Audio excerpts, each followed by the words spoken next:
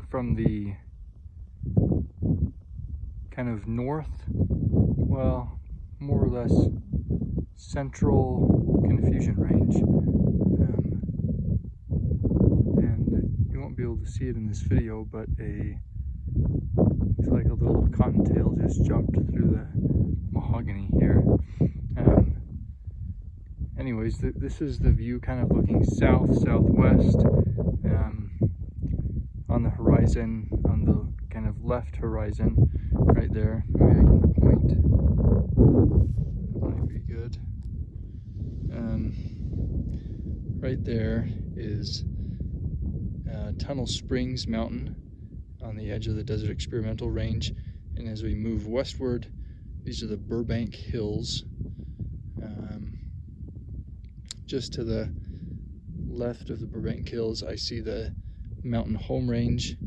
That's farther south in Beaver County, and then this is the view looking westward.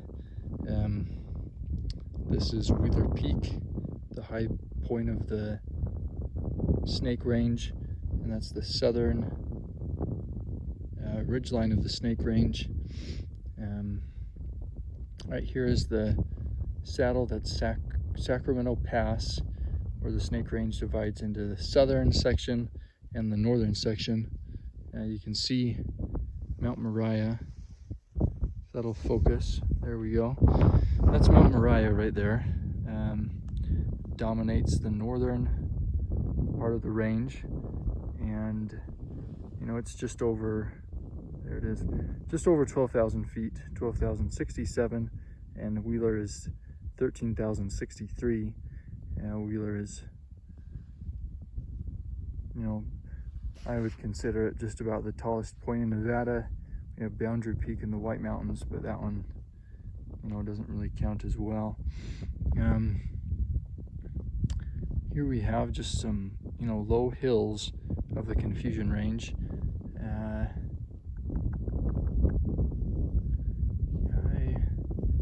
I'm at a loss as to the names of these close hills. One thing I did forget to mention is right in this area is what botanists and several people right here, you can see the highway cutting across towards Snake Valley. Right there is what they call, there's a forest of junipers. Some people call it the dunipers, or the, you know, juniper sand dunes, the juniper dunes. It's kind of a unique area with lots of old growth junipers and really sandy soil. Now looking to the northwest, we have Conger Mountain. That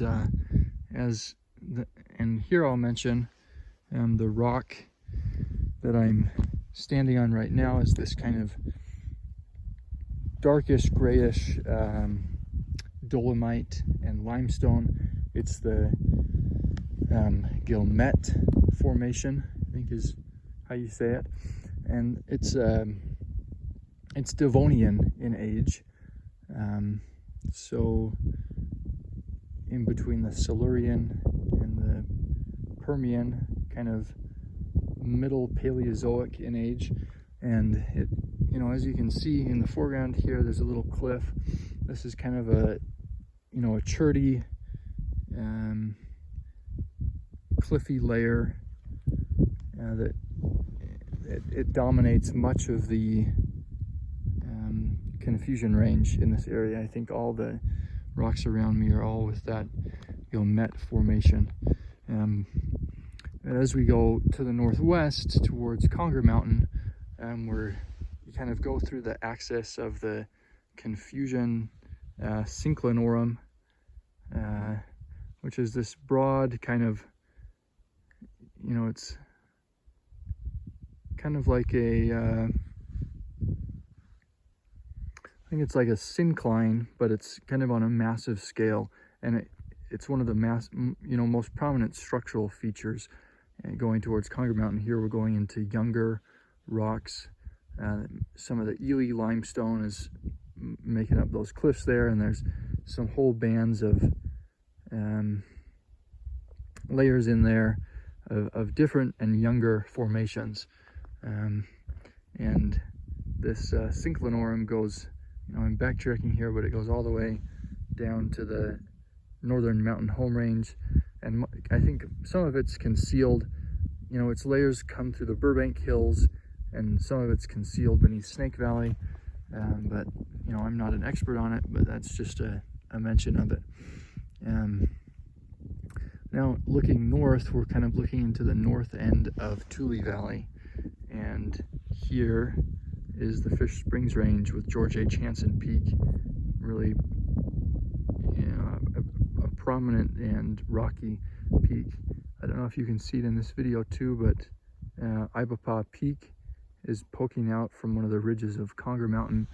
It's the high point of the Deep Creek Range. And just to mention here, there's some distant Nevada peaks. Those are likely, I don't know, the northern Shell Creek Range or something there, and the Kern Mountains. You know, some Nevada peaks are poking out.